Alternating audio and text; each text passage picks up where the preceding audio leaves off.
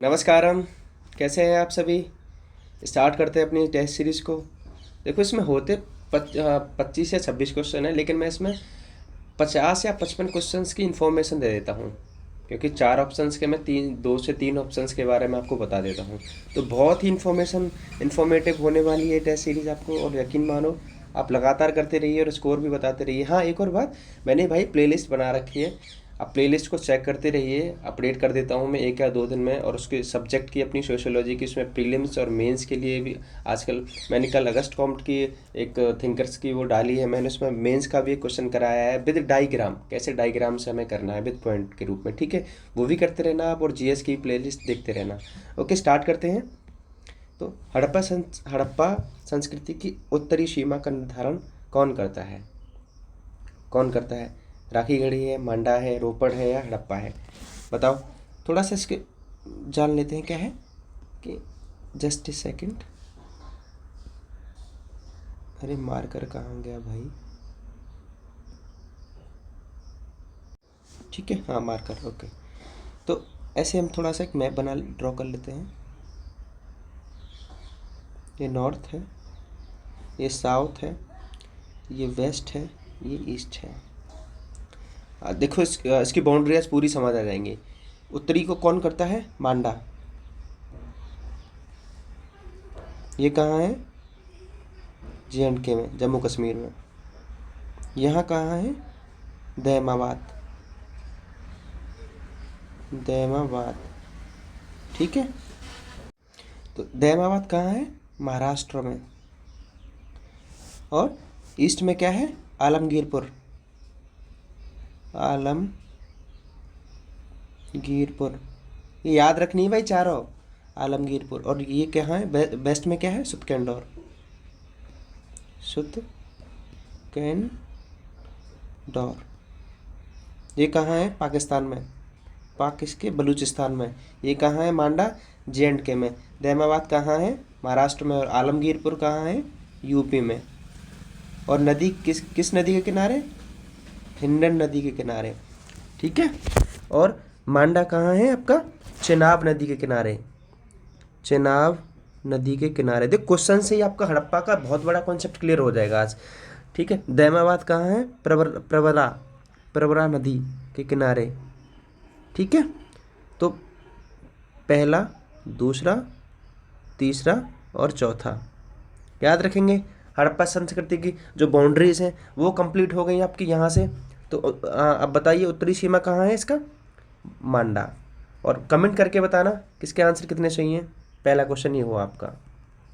Question दूसरा, तीस्ता नदी जल विवाद, तीस्ता रिवर वाटर डिस्प्यूट किन के बीच में है? बताओ। भारत या नेपाल? भारत बांग्लादेश? भारत म्यांमार? नेपाल या बांग्लादेश? काफ़ी खबरों में रहता है, करंट का मुद्दा है, बहुत टाइम से चलता आ रहा है। तो किसके किसके बीच में ये जल विवाद? इंडिया और बांग्लादेश के बीच में। नेक्स्ट क्वेश्चन क्या है अपन? तीसरा क्वेश्चन, बताओ। ये जो कल्चर हैं इनको मैच करना है आपको। 4 कल्चर के बारे में आप जान जाएंगे, रिवीजन भी हो जाएगा। तो बताओ, विटिकल्चर किसका है? किसका है विटिकल्चर? विटिकल्चर आएगा आपका अंगूर की खेती, ओके। पिसिकल्चर किसका है? फिश फार्मिंग, मछली की खेती। ओलेरिकल्चर किसका है आपका? बताओ। ओलेरिकल्चर है सब्जी की खेती। और मोरिकल्चर किसका है? सहसूत की खेती। अब लगा लो ए का चौथा और सी का दूसरा, ए का चौथा, सी का दूसरा और बी का तीसरा। तो आंसर क्या हुआ अपन का? बी, ठीक है। क्वेश्चन 3। अब क्वेश्चन 4 है आपका ये, निम्नलिखित घटनाओं को कालानुक्रम में व्यवस्थित कीजिए और सही को। देखो, मैंने आपको हिस्ट्री वाली जो किताब हिस्ट्री वाली जो लेक्चर लिया है गांधी का, एक ही क्लास में मैंने सारा गांधी कवर कर दी, सारे गांधी जी, ठीक है। और उसमें सारी घटनाएं मैंने मेंशन की हुई हैं। असहयोग आंदोलन की डेट बताओ आप। 1 अगस्त, फिर से रिवीजन हो जाएगा, 1 अगस्त 1920 को। जलियांवाला बाग बताओ, 13 अप्रैल 1919 को। चंपारण 1917 को। सबना अवज्ञा बताओ, सिविल डिसोबीडियंस मूवमेंट 12 मार्च 1930 को। अरे इसको डांडी मार्च भी बोलते हैं, सविनय अवज्ञा आंदोलन को। तो क्या पूछ रहा है, कालानुक्रम में सबसे पहले कौन आएगा? हाँ, सबसे पहले कौन आएगा? चंपारण। तो तीसरा उसके बाद कौन सा आएगा? जलियांवाला। तीसरा, दूसरा, और उसके बाद पहला, और देन चौथा। ठीक है, क्लियर है? चलो नेक्स्ट पे चलते हैं, क्वेश्चन नंबर 5वां। वेस्ट से ईस्ट ये कहाँ है? ये देखो झारखंड में है ये बताओ। तो जनजातियों की पूछ रहा है, और ये पहाड़ी भी हैं, नाम भी हैं इनके, पहाड़ियों के नाम भी हैं, ट्राइब्स के नाम पे इन पहाड़ियों के नाम रखे गए। क्रम बताना है, ए आएगा या बी आएगा, सी आएगा। हमेशा ध्यान रखना, गारो, खासी, जयंतिया और नागा। सी, गारो, खासी, जयंतिया और नागा।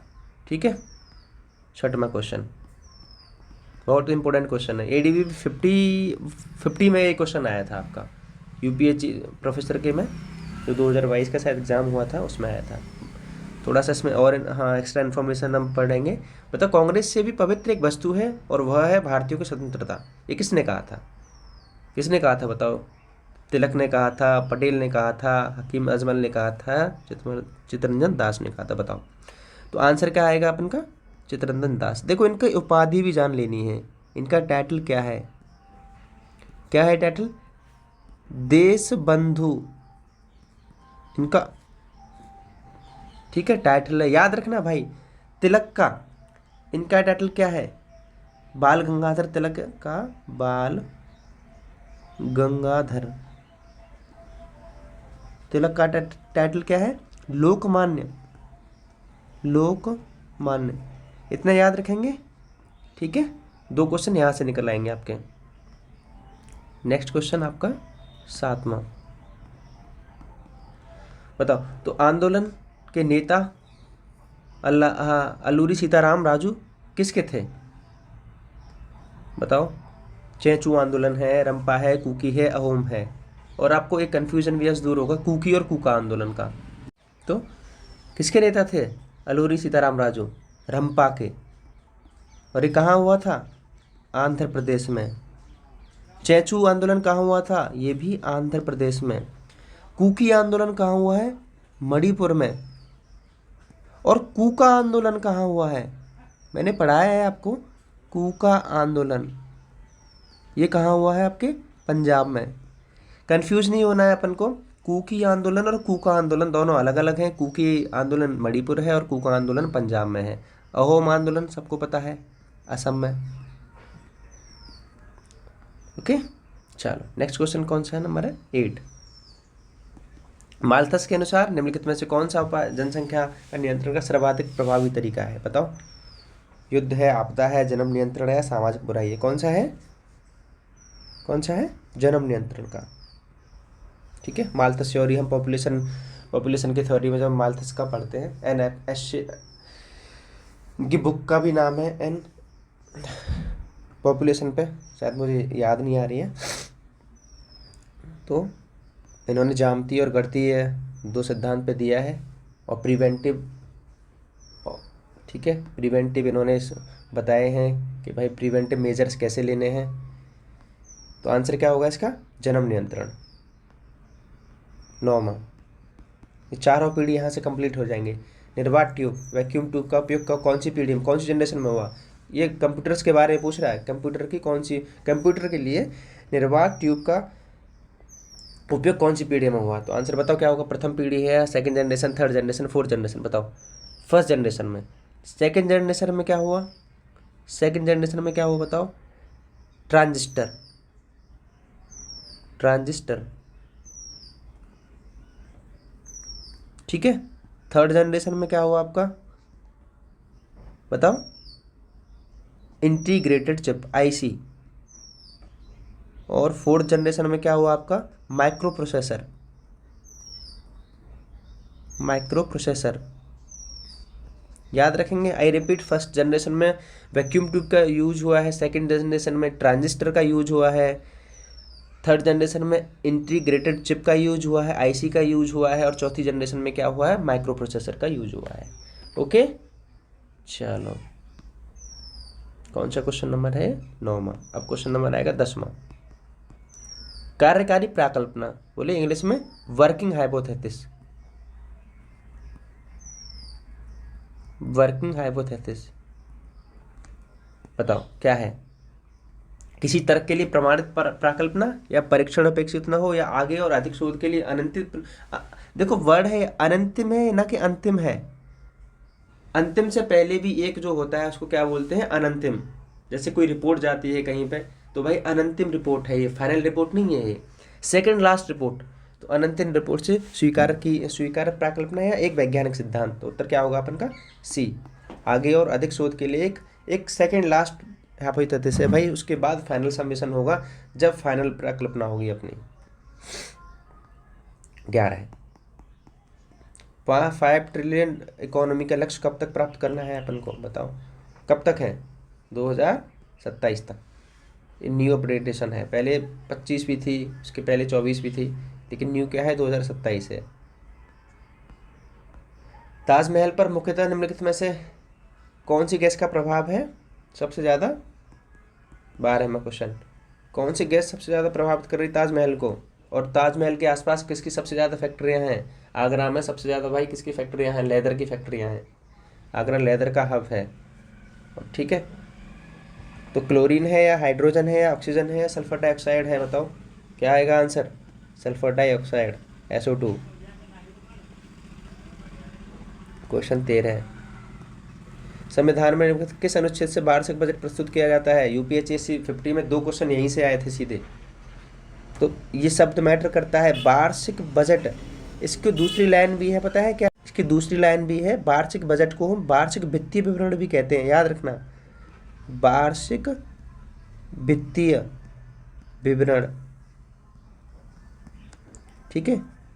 एनुअल फाइनेंस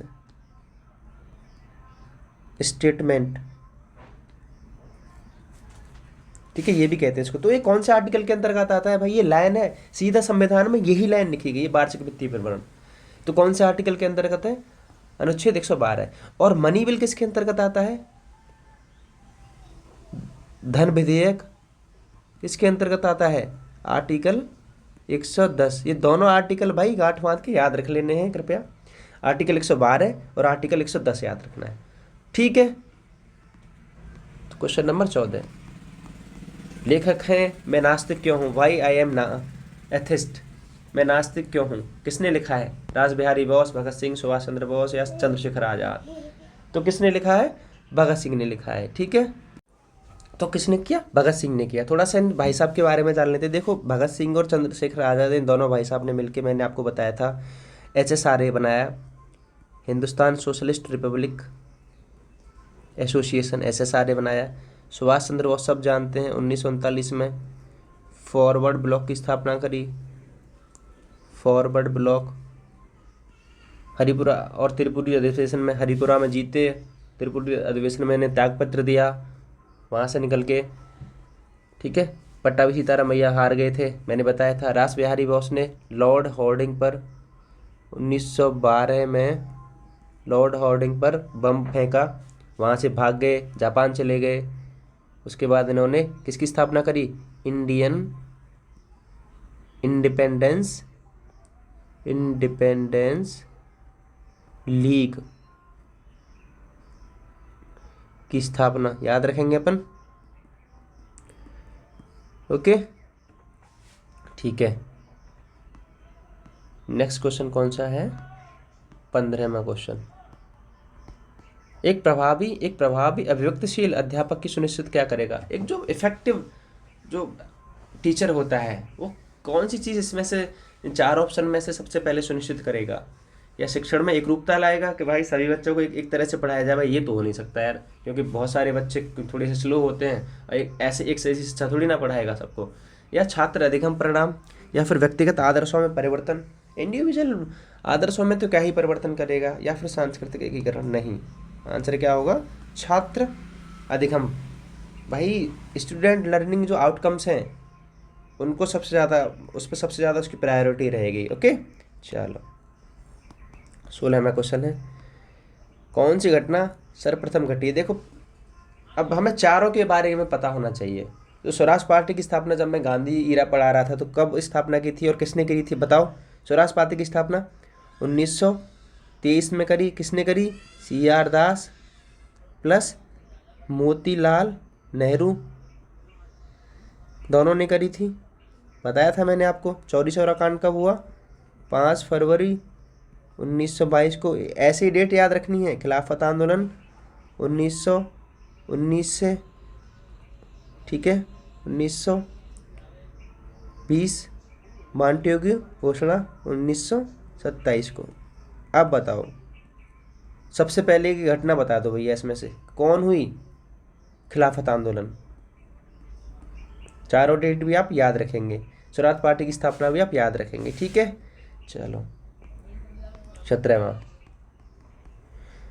स्वतंत्रता के पूर्व के दिनों में प्रारंभ किसने संविधान निर्मात्री सभा का प्रस्तुत की। ऐसे भी पूछ लिया जाता है कि संविधान निर्मात्री सभा के संस्थापक कौन है? कौन है बताओ, क्या होगा आंसर? भाई भूल के अम्बेडकर बाबा साहब मत लगा देना, आंसर क्या होगा? MN रॉय होगा। ओके ठीक है। ये भी 18वां क्वेश्चन है। निम्नलिखित में से कौन सा संगठन भारत में तकनीकी तथा प्रबंध शिक्षा, देखो ध्यान रखना क्या कह रहा है, तकनीकी तथा प्रबंधन शिक्षा की गुणवत्ता को देखरेख कौन करता है? MCI, CSIR या NCTE या फिर AICTE, बताओ कौन करता है? क्या होगा आंसर इसका? AICTE।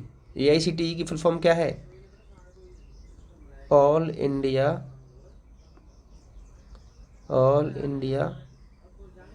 काउंसिल फॉर टेक्निकल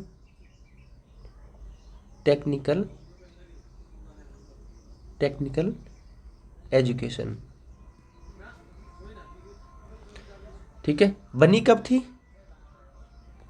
1945 में।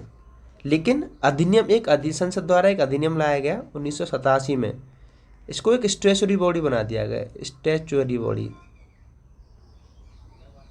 दर्जा दे दिया गया, ठीक है भैया। याद रखेंगे अपन।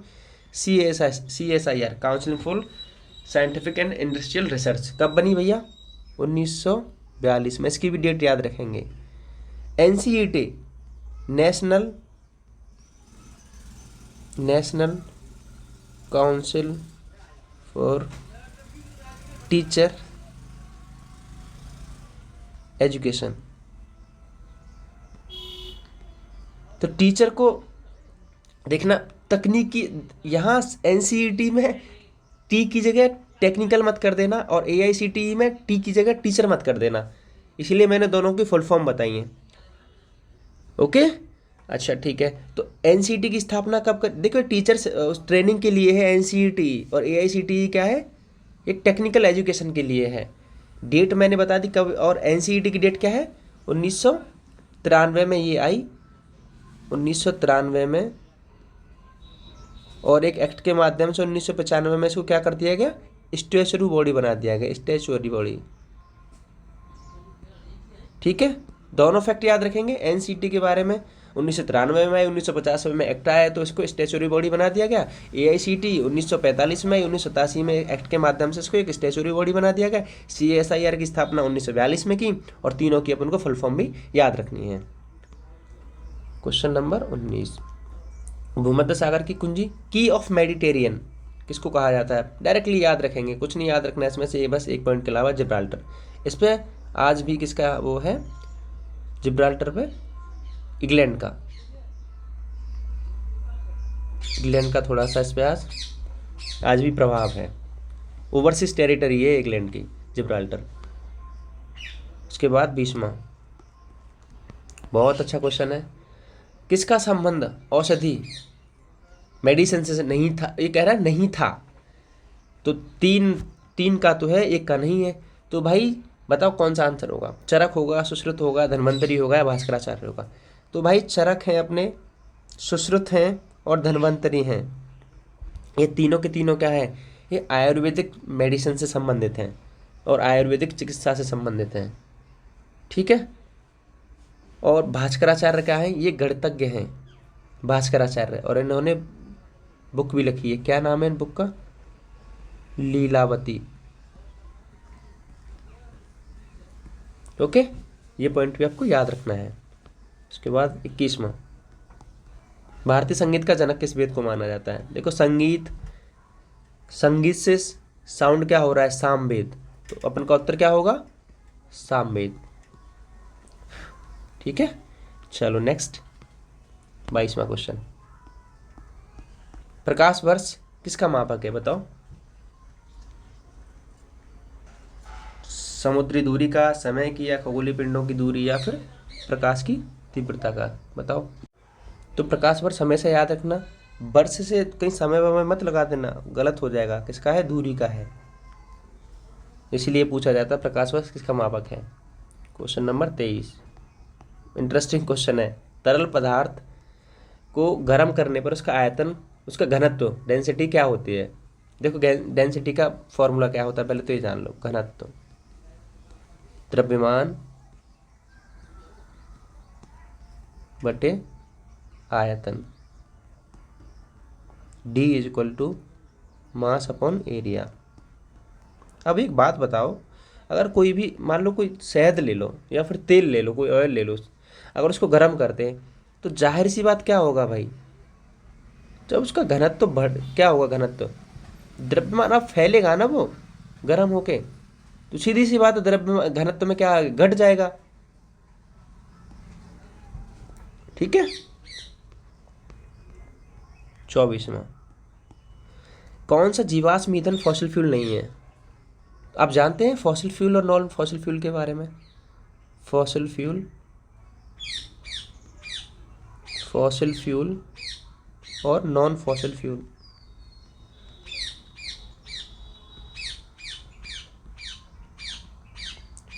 देखो, साफ सीधी बात है, फॉसिल फ्यूल क्या है कि जो हजारों लाखों वर्षों से जो जीवाश्म दबे हुए हैं, पेड़ों के, मानव के रूप में, जानवरों के रूप में, जो चट्टानों में जो दबे हुए हैं, उनसे जो प्राप्त जो मलबा है, अब वो क्या हो गया है? वो एक फॉर्म में आ गए हैं, फ्लूइड फॉर्म में आ गए हैं, तो उसको कहते हैं फॉसिल फ्यूल। इसका मतलब क्या है कि वो दोबारा से नहीं बन सकते। एक बार उनका यूज हो गया तो अब उनको हम दोबारा क्रिएट नहीं कर सकते हैं उस फॉसिल फ्यूल को। भाई, जो हम क्रूड ऑयल जो हम निकाल रहे हैं उसको खर्च कर देते हैं, अब उसको अब दोबारा से नहीं बना सकते हैं उसको हम।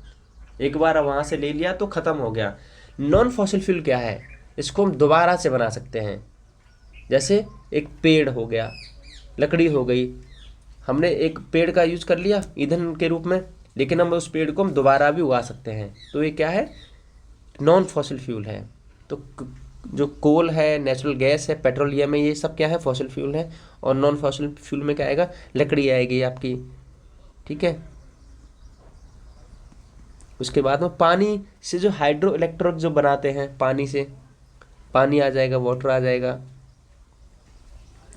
ओके, खाद की आ जाएगी अपनी, क्योंकि ये बनते रहते हैं प्रकृति से, ये ख़त्म नहीं होते हैं, तो उसको क्या कहेंगे? हम नॉन फॉसिल फ्यूल कहेंगे।